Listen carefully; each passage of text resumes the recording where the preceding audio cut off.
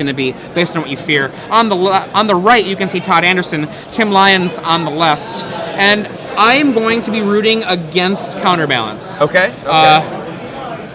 I'll take Todd's side. I'll take Counterbalance.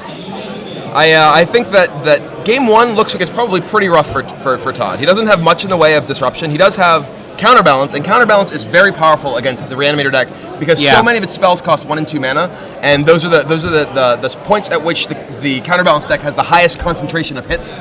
So even a random flip from Counterbalance can sometimes counter something. Okay, opening with Grove of the Burn Willows. I don't know. That's a land I like. What is the rest of his hand? I don't know, but I can't imagine that's the best land. I don't like that because it says so much. Well, he might not know what his opponent is. Oh, he has a Cascade Bluffs in his hand. I still like opening with the Cascade Bluffs. It gives away less information, and you're not gonna. I don't think he has anything to use the mana on that Grove. No. Maybe his opponent, will play around Lightning Bolt. Okay, so anyway, turn one, Thoughtseize? It is a Thoughtseize. Yep. So here's what I got. And what is this hand? So there's Life from the Loam, Tarmogoyf. Can't tell what that blue card is. Threads of Disloyalty. Another Tarmogoyf and Jace. So not a very good hand in this matchup, or I don't know what matchup it's a particularly good hand in, but. So we are going to have, it looks like Tarmogoyf coming down here. Tim gains a life. Tarmogoyf comes down, and it's already pretty big. It is a 3/4, thanks to Jace being in the yard, a Thoughtseize, and a land. I wouldn't be surprised to see Tim Lyons just win put a huge thing into play, but he doesn't do it. He doesn't have it. And Todd draws a Grove of the Burn Willows. So Todd really not... Oh, what is he doing? He's going to burn or otherwise do something to his opponent. Oh, nope, just the extra Tarmogoyf. My bad. Take 3. Okay, so Todd doesn't know his opponent's on Reanimator yet. He does that actually for if you've got a counter spell, then there'll be a Tarmogoyf in the yard. That's one thing that you see. A lot of people have very, very set in their habits, and they're like, okay, I want to attack first, then play my spells. Well, when you have a Tarmogoyf, you often want to play your spells first, because if your opponent counters your spell, absolutely, it can make your Tarmogoyf bigger. Yep. And now I think we're giving up. What do we got there? Todd's hand is completely known because that Grove's in play. He knows that the hand is Jace, Punishing Fire, Threads of Disloyalty. This Entomb is going to be therefore unmolested. Yeah, Entomb and Jin-Gitaxias might be the play. I mean, Todd has nothing that he can stop him with right now. He has Threads of Disloyalty and Punishing Fire. Really not anything that he wants in this matchup. I think you get Jin-Gitaxias. Yeah, I mean, I can't really imagine what is that? Is that a Sphinx of the Steelwind? That's probably fine too. I mean, a Tarmogoyf can't get through it, and he can. His opponent's on Rug, so that's going to be it's pro green and red and blue. I don't even know what colors that's protecting from. Pro, not white. It's red-green, so it has lifelink as well. Yeah. So that's going to be able to get in the way of those Tarmogoyfs and make sure that Tim is in no danger of dying. So Exhume brings it back. That's interesting. So, as the creature of choice, I would have liked a Jin-Gitaxias because I think it would be safe, and then you're completely refilled. And at the end of that turn, you're completely refilled. You'll do it again. How much damage are you getting hit for? Like, I think it's not clear that Jin-Gitaxias can actually erase the Tarmogoyfs is the thing. That you may be putting yourself in a position where if your opponent has anything, that you're in serious trouble. Whereas here, given what he knows about Todd's hand, the Sphinx is putting him in an absolutely dominating position.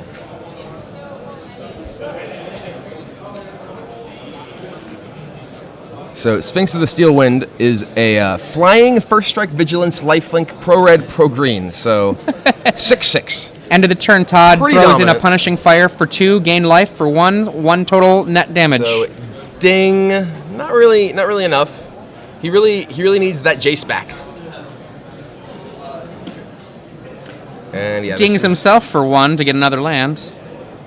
So Todd with triple Grove here, not really the mana base that you want to be fighting anything other than, gunning down small creatures with Punishing Fire. I'm not sure. I'm not sure about this deck. Yeah, I think that Todd's deck is pretty poorly set up for this matchup overall. He doesn't have that many. He has a lot of cards that don't do much unless they come down in combination with other cards. Like counterbalance, he needs to get his counterbalance early in order for it to have an impact on this particular matchup.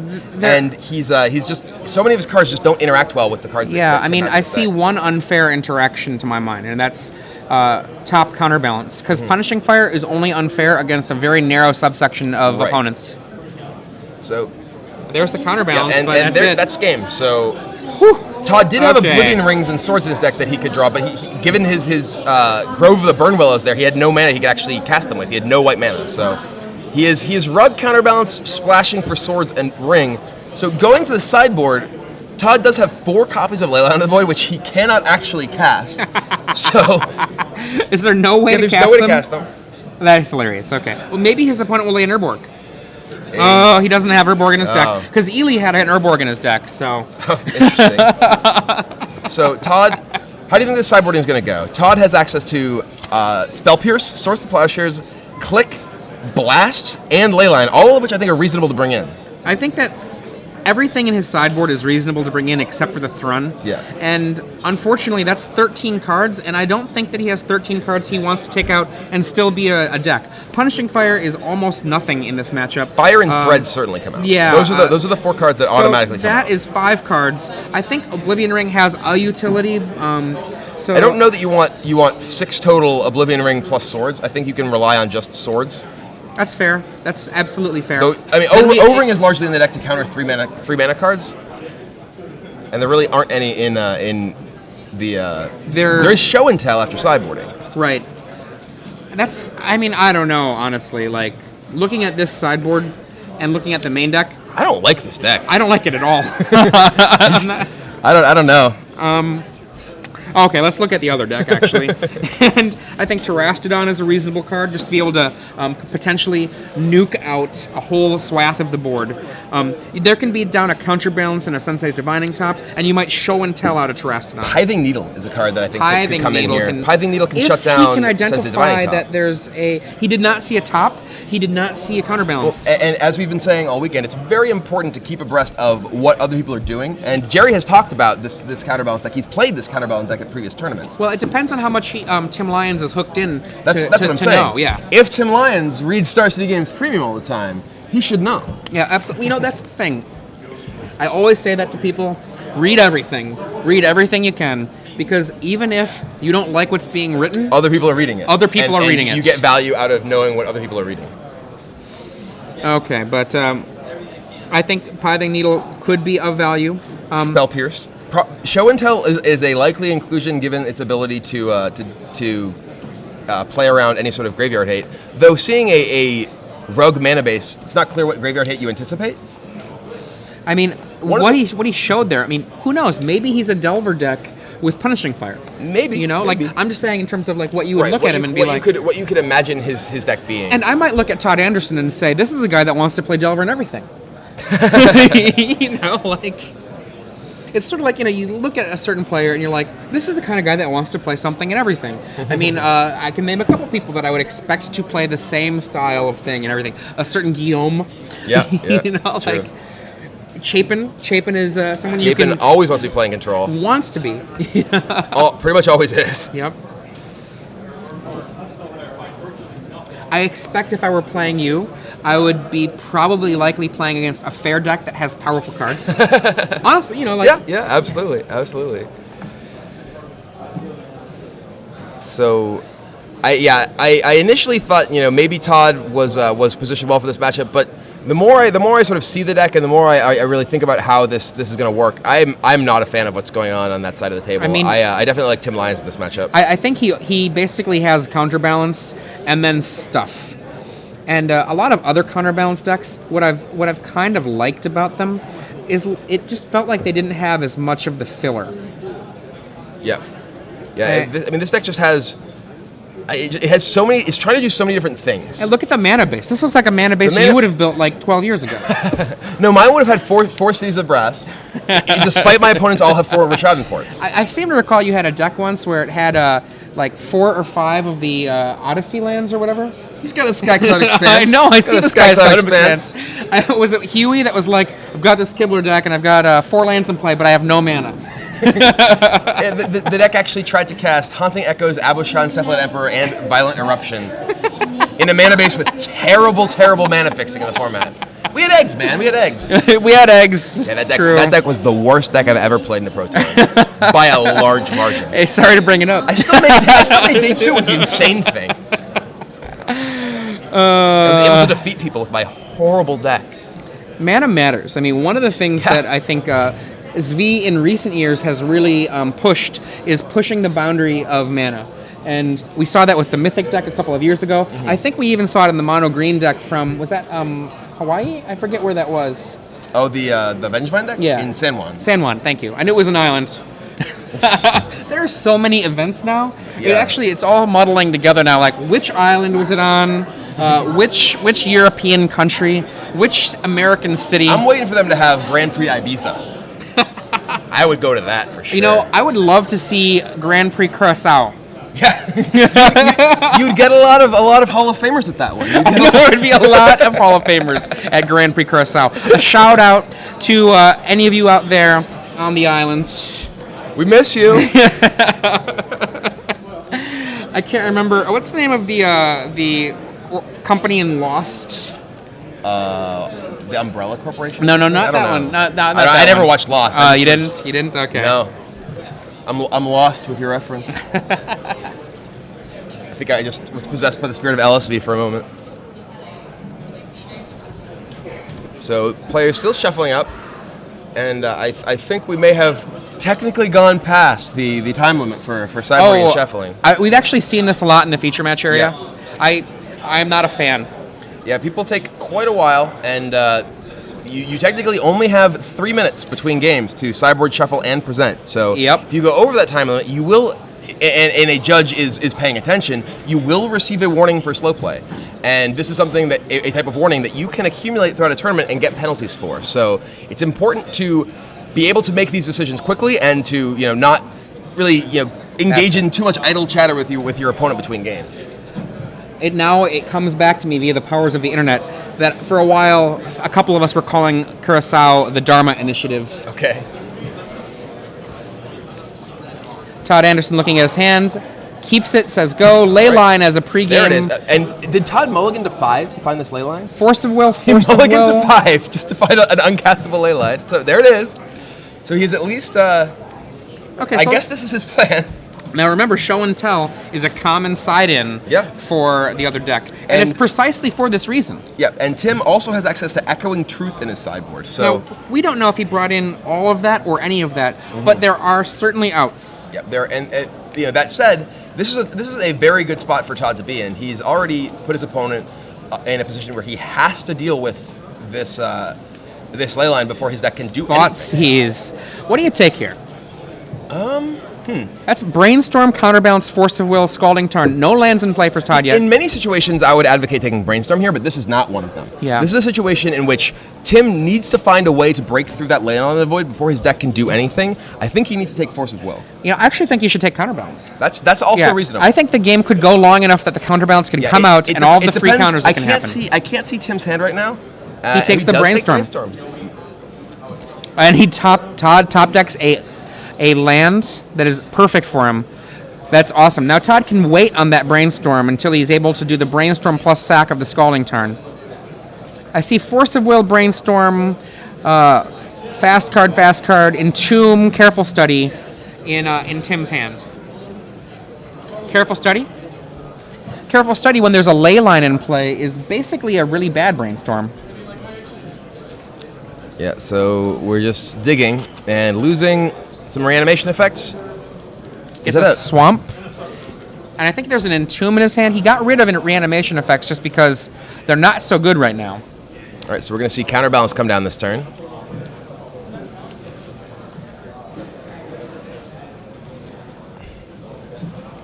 Yikes.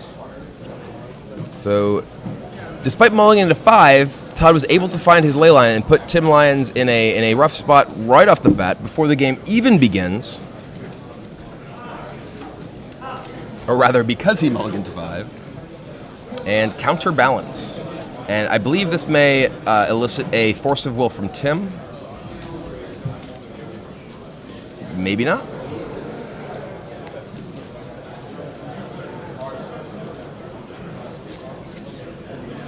Counterbalance is... Oh, ouch. Oh, and Tarmogoyf. Todd evaluates the board, sees that he can indeed cast Tarmogoyf, casts it. It's like, okay, well, I have a plan. It's to do very little. Force of Will. That's... And Counterbalance has a flip. 0. And does Todd fight over Tarmogoyf? Force, tossing Force. He wants this game to be very short. Yeah, he needs a clock. He wants to close out the game before Tim has a chance to find a way to answer the Ley Line of the Void. And that's completely reasonable. Todd really doesn't have a long game plan here. So Tim is entombing to thin his deck, I guess, to maybe to shuffle. Why not? Yeah, I mean, gotta find something. He entombs a Reanimate out of his deck. That's excellent, actually. And he entombs again. Oh, wow, this is funny. End of the turn, entomb, getting rid of cards he can't cast. That's awesome. Now remember, Todd Anderson's graveyard is real, where Tim Lyons' graveyard does not exist. To be fair, his graveyard exists, there's just nothing in it, and nothing will go to it. The zone does exist.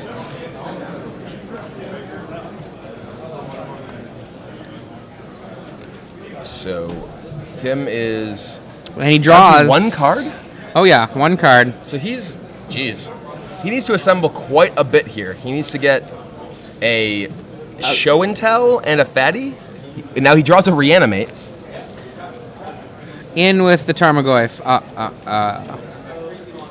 Land. He draws. There's the land he needs. So now he needs just Show and Tell and or Echoing... No, Echoing Truth won't do it. Just Show and Tell and Fatty. Is that all? Is that all? Just. And for Todd to have nothing that can answer them. And nothing on top of the library. See, he's fetching now, so... Thin. What do you think of that double entomb play? I mean, it does make his Careful Studies worse later on, but they are completely dead, and he is taking, completely dead cards out of his deck. It's such a small thinning, though. I mean, it's almost negligible, but... If his deck still contains... if his deck does contain Echoing Truth, then I don't think I would do it. But if his deck has no Echoing Truths and his only outs here are to Show and Tell... There's a Show and Tell. Ooh. Show and Tell. No, that's a Fairy Macabre. Oh, it's Fairy Macabre. Wow. Oh, he's checking. He's checking for a 3.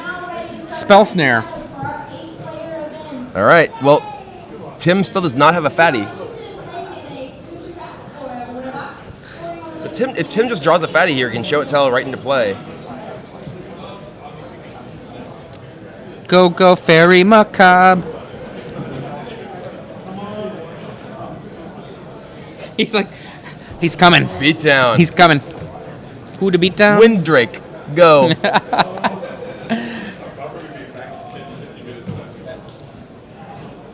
I have been killed by Fairy Macabre attacking before. It is sad. I have not been subject to such embarrassment. Yes. And he draws a land. He's away from Day's problems now. Oh, second ley line. He can't cast it. And no attacks, no blocks from the Fairy Macabre. Careful study. Let's see what it says. 2. Oh, that's a Force of Will. No, that's a Counterbalance. Okay, so draw. Draw. I see another Show and Tell. So we have Show and Tell. Just need a Fatty. Todd currently has no action. He's gonna fetch away that. Yeah, gonna fetch away that Counterbalance. Goodbye, Counterbalance. Now that Fairy Macabre is looking more likely to be a blocker. Yeah, it's definitely gonna have to get in the way pretty soon. You don't want to wait too long because something could go wrong. It could be knocked out of the way, and then you're just dead. Yeah, you don't want to only block on the lethal turn. You want to block on the turn before the lethal turn, because if Todd has a plow, though if Todd has a plow, he's probably in bad. Is that a Vendilion Click? Is it? Well, he's got 2 Show and Tell. Well, so if the Show and Tell resolves, the click can come. No, that one responds to the Show and Tell. Right. Get the card out of your hand during his upkeep or whatever. So click. That's. Wah wah wah. You keep them both. There you go. Well, is Tim dead? No, he goes down to 1 life. So if he draws Sphinx of the Steelwind, he can. Is that a Brainstorm in his hand? Just a ley line. is he at 2? He must be at 2, going to 1. Then we might have the life totals wrong, so we're... Yeah, it looks like he's at 2. I imagine Todd would say you're dead if Tim was dead. Yeah. He might notice. Okay, right here. All of the cards come down to this top deck, and it still might not be good enough.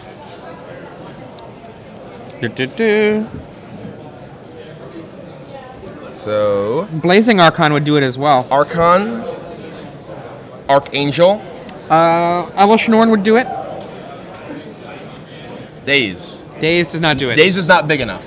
You just get a stupefied look on your face with that. Just, To game 3. Now Tim Lyons knows something that he didn't know before, which is that Todd is packing Leylines. Yep. So that's it's not a card that you generally anticipate seeing out of a deck that can't actually cast it. So usually, when you're playing against a deck that may have Leyline, you will board in some answers to Leyline, like Echoing Truth. That's the whole reason a card like Echoing Truth is in your sideboard. But when you're playing against a deck that has no black mana, you're just like, okay, well, he's not going to have Leyline, and then, a Leyline? Well, this is awkward.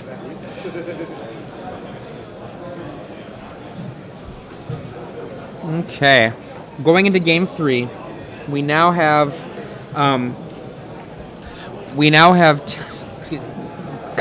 excuse me. We now have Tim Lyons on the play and aware of what can come out of the situation from Todd here. We're going to likely see, if Echoing Truth wasn't there before, it'll probably be in. If he didn't have a full set of show and tells, if he only brought in, let's say, 2, which would be strange, then he probably has all 3 at this point. The Fairy Macabre, I think, probably will come... I don't really know why Macabre was in his deck to begin with. Well, I guess I've got a thought. If he thought that Todd was a Delver deck, it's a crappy blocker of Delver. I'm trying to stretch here. It gets rid of Punishing Fire. I mean, but really, you're not playing a deck that cares about Punishing Fire. You're fighting the wrong war. Right. I mean, let's do a fight over a card we don't care about, and in so doing, remove our resources against things we do care about. Right.